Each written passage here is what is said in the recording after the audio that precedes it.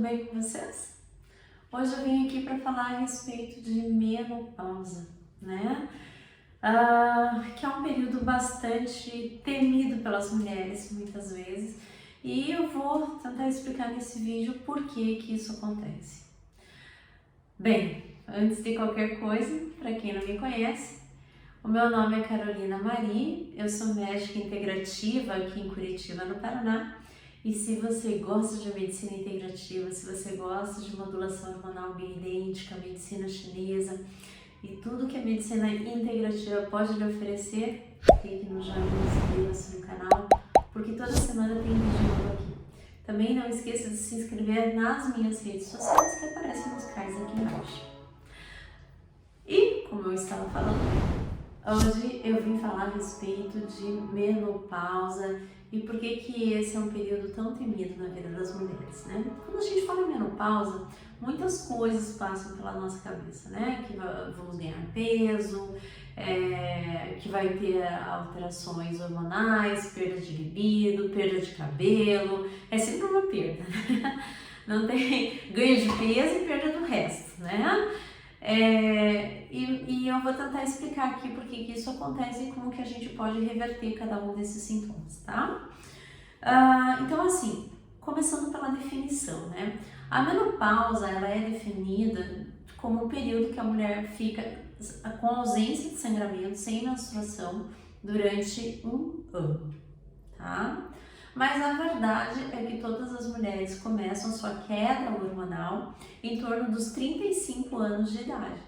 Então, falando assim em vias hormonais, a menopausa ela não começa quando a menstruação para. A menopausa começa muitos anos atrás, ali pelos 35 anos, quando a mulher tem a queda dos seus hormônios. E qual é o primeiro hormônio que cai? Progesterona, tá? Progesterona é o primeiro hormônio que cai. E aí, como essa progesterona cai, o estrogênio ele fica dominante. Para vocês terem uma noção de dados, aos 35 anos a mulher perde em torno de 70% do seu nível de progesterona. Porém, ela só perde 30% do seu nível de estradiol, tá?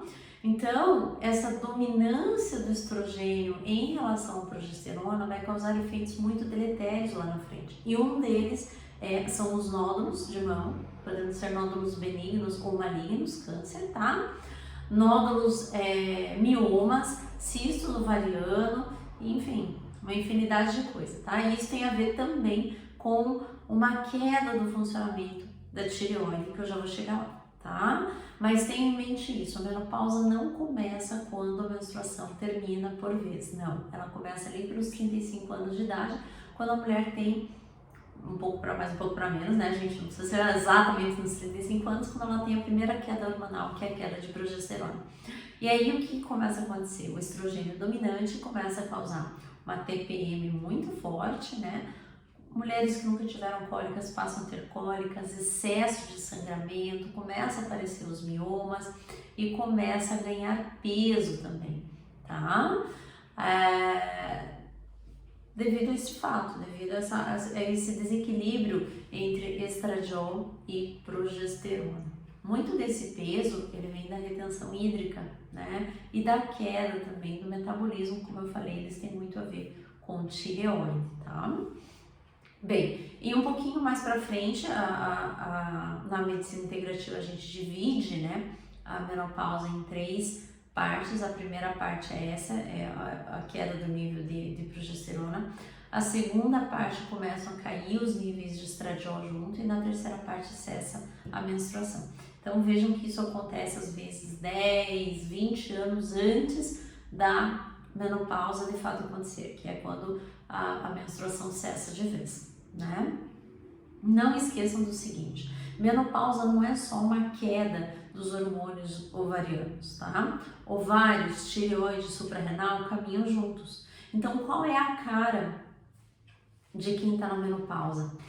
O paciente vai ter o quê? A paciente, né? A mulher, ela vai ter progesterona muito baixa, os níveis de estradiol muito baixos, cortisol muito baixo, testosterona variável, pode ser que seja baixo ou não, tá?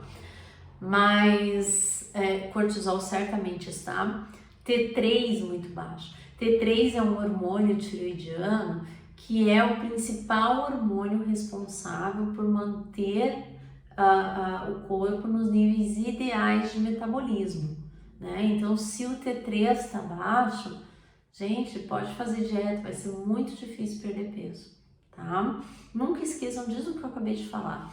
Tireoide, ovários e suprarrenais caminham juntos. Qual é a cara da menopausa? Progesterona baixa, estradiol baixo, cortisol baixo, testosterona variável e T3 baixo, tá? Não esqueçam disso, né? E aí, claro, com todo o metabolismo baixo, a paciente fica super inflamada porque ela não tem níveis de cortisol, e aqui eu quero fazer um parêntese. Gente, cortisol não é corticoide. Eu vivo falando isso, já falei em vídeos anteriores, tá? Cortisol não é corticoide. Quando um paciente tem níveis muito baixos de cortisol, ele vai ter uma quebra acelerada das fibras de colágeno e elastina. O rosto derrete. Então, antes de tentar fazer suplementação com colágeno, vocês precisam ver níveis de cortisol para ver como que anda, como as coisas estão, tá? Não adianta só ficar tomando colágeno. Quem já passou pela biorressonância aqui em consulta comigo sabe que na biorressonância, quando existe falta de colágeno, tá lá faltando colágeno, prejudicando cabelo, peles, dentes, etc. E aí, na conduta, o que está escrito? Alimentar-se com ingerir alimentos ricos em colágeno, porém fazer reposição do que? De vitamina C. E quem que gosta muito de vitamina C? Suprarrenais. Por isso estou falando para vocês. Não adianta ficar fazendo modulação, reposição de colágeno enquanto não ajustar os níveis de cortisol. E quais são os níveis ideais de cortisol? De 18 a 25, cortisol sérico, tá? Existe uma crença muito forte nas pessoas de que cortisol alto é tudo de ruim e cortisol baixo é tudo de bom, e isso é uma coisa errada, né? Muitas vezes, na maioria maçante das vezes, quem vem aqui para o consultório desesperado são as pessoas com cortisol baixo, né? Por quê? Porque envelhece, porque faz retenção. Eu não estou falando da doença de Addison, tá? Eu estou falando de um cortisol mais baixo. Ele vai alterar lá os níveis de hormônios tiroidianos, vai alterar os níveis de hormônios ovarianos, e muitas das vezes a pessoa, em vez de perder peso, ela ganha peso, mas ela ganha peso às custas de uma retenção hídrica, né? Tá, doutora, e daí o que a gente tem que fazer? Bom, primeiro tem que fazer um exame clínico muito bem feito, tá? A gente tem que ver se a paciente tem sintomas, quais são os sintomas, né? E depois tem que fazer um exame de sangue para ver exatamente quanto de hormônio está faltando, certo? Então, nesse exame vai o quê? Vai o cortisol sérico, vai o cortisol salivar, entre outras coisas, né? Os hormônios ovarianos. O estrogênio, ele é formado por 3 componentes: estrona, estriol e estradiol.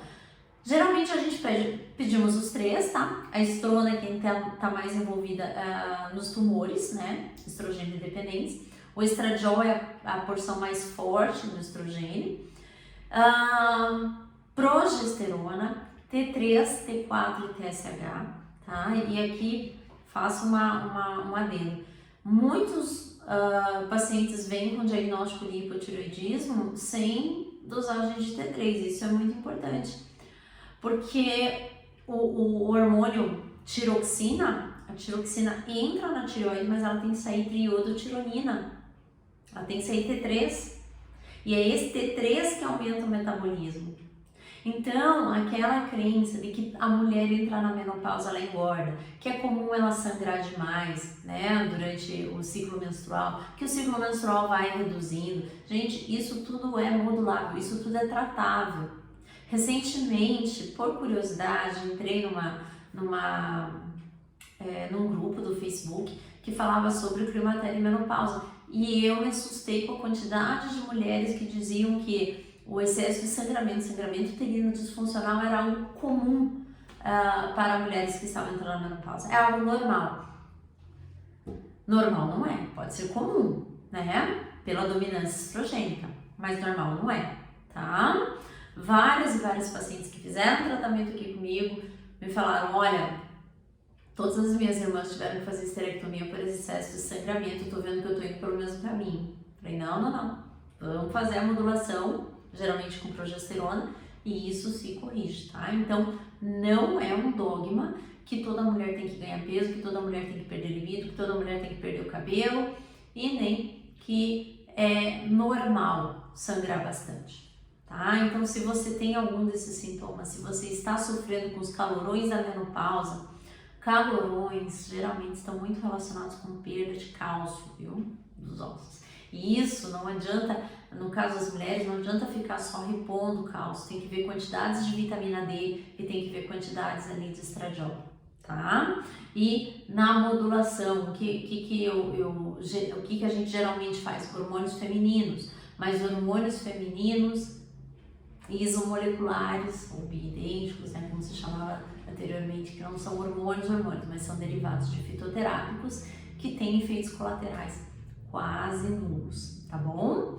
Então, assim, se você está sofrendo, consulte com seu médico de confiança. Se você sentiu no coração, né, nos procure, tá bom?